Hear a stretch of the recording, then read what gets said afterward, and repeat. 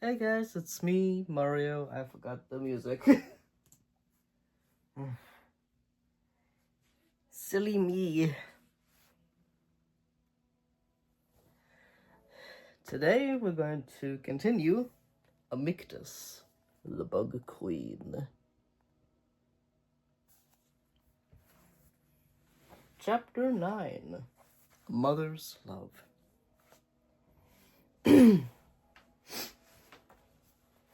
I pre-read these chapters before I record, and whew, man. I teared up a bit. Here we go. A cry of distress jolted Tom back to consciousness. Looking up, he saw Amictus gazing at the two baby insects that Tom still held, trapped in his tight grip. Their eyes had closed and their tiny bodies quivered, their wings vibrating. "You're killing your own babies," Tom wheezed. Even though he knew Amictus couldn't understand his words, but surely she had to realize that if she squeezed tighter and killed Tom in his death throes, his grip would crush her young. Tom did not want to kill the babies, and he hoped Amictus would let him go. Tom craned his neck around to see Elena far below. Excuse me. I had lunch before this. She had climbed out of her hiding place, and Storm and Silver were standing beside her. Even from this distance, Tom could see the tears that scored her cheeks as she realized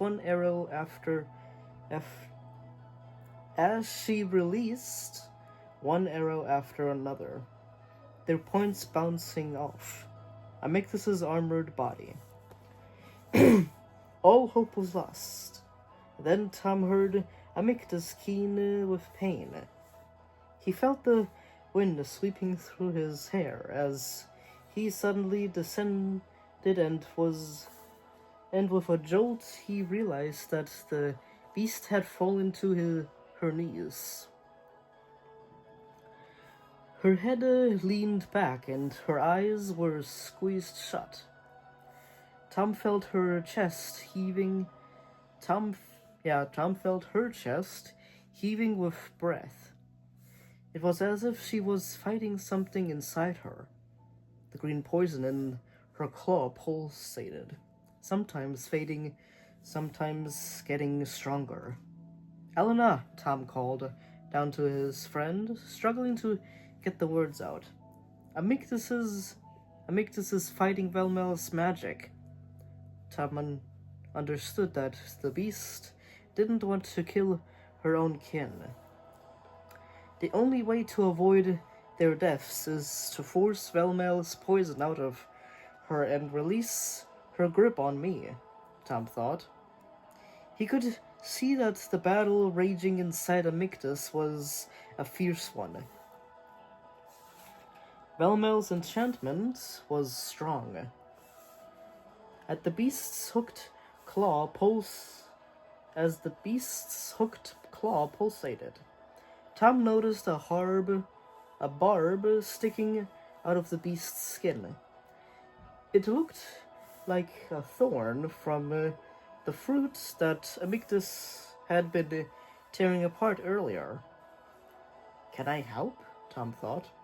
Using the last of his energy, he reached over the mandibles that held him. The two baby insects cried out in pain as he leaned over, but Tom knew he had to do this. His fingers grabbed the air as he stretched out, as Amictus waved her claw nearer to Tom. He reached out his hand, closed his fingers around the tiny thorn, and pulled. The point of the thorn jolted out of Amictus's claw and tore open the gashing. Green, foul-smelling liquid frothed out and traced a path down her claw, dripping to the ground far below. "Look out!" Tom called to Elena. "Get out of the way." He didn't want his friends to be tainted by Valmel's poison. He was relieved to see Elena drag Storm and Silver to one side as fat drops of green poison fell among the vegetation of the jungle floor. And here is Amictus's claw dripping poison onto the jungle floor.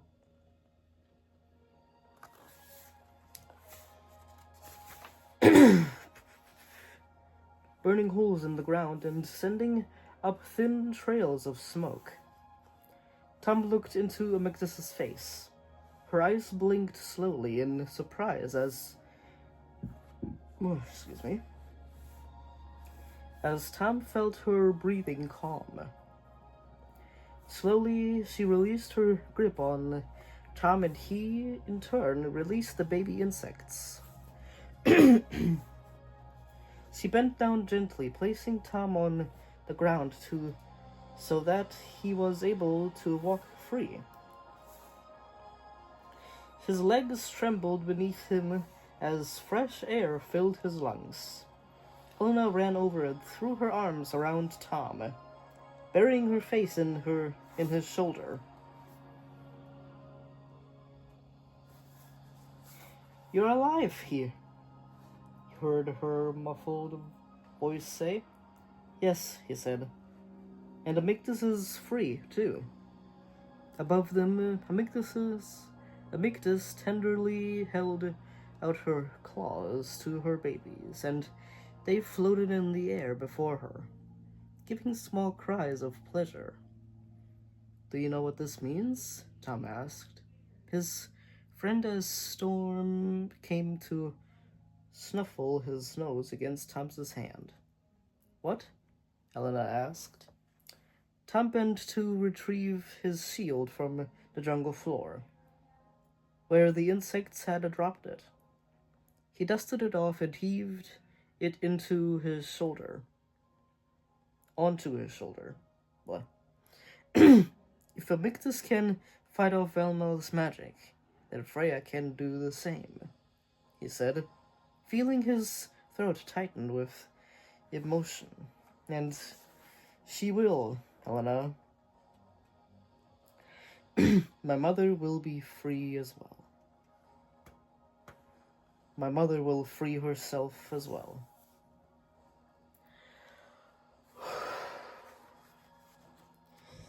That was chapter 9, A Mother's Love. And, when I read this before recording, I cried a little. Pretty sure the tears are still there in my eyes. Oh my god. Oh my goodness. The 5th series was awesome. It's so great. Hope you will join me in a bit as I will finish Amictus, the Bug Queen.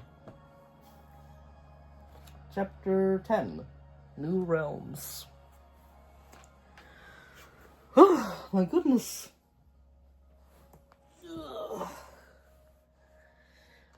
Oh my god.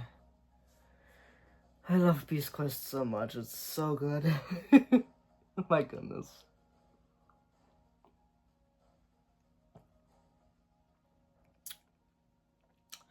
Beast Quest is so good. It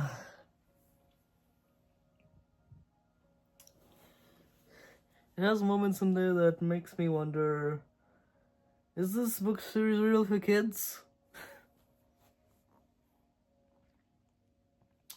It is 7+, so I guess it's for kids.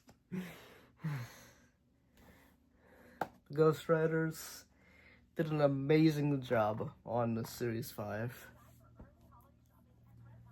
Ugh, ad. And I can't wait to read more of it.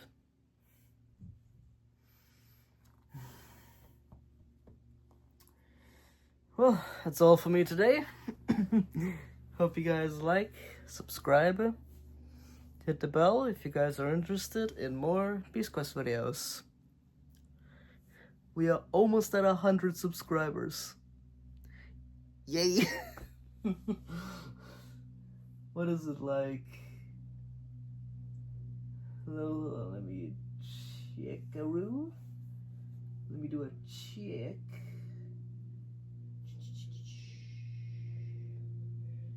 Let me do a check-a-rooney.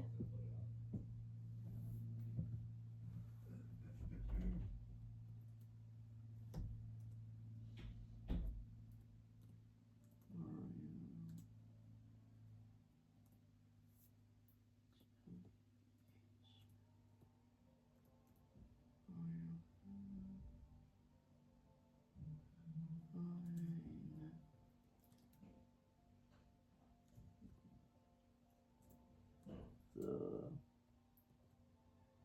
reader.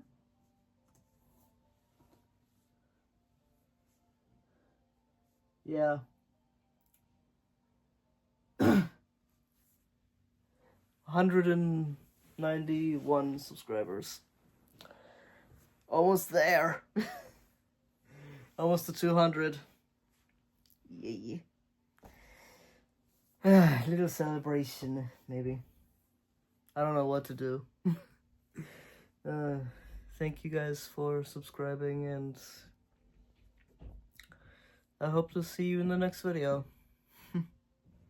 Right. See ya. As always, I never know how to end these videos. So, bye.